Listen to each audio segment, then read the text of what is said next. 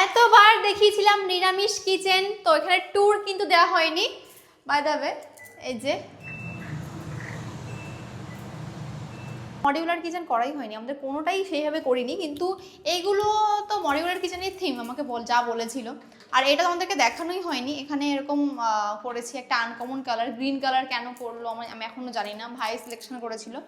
আর এখানে এরকম একটা বাস্কেট রয়েছে। এই কিচেনটা একদমই ছোট, নিচের কিচেনটা এর তুলনায় 3 গুণ বড়, মানে এটা অনেকটাই ছোট। সাইডে ইভেন কোনো এরকম টেবিল করা নেই, যাই হোক। আর এখানে হচ্ছে সিলিন্ডার রাখার জায়গা, এখানে ফুটো করা আছে, সিলিন্ডার এখান থেকে বের হবে। তো এবার আমরা নিচে যাব, সব সিলিন্ডার, তারপরে গ্যাস ওভেন যেটা আমাদের আছে, একটা এক্সট্রা করে সব কিছুই আছে, তো সেটা আবার এখানে সেট করা হবে।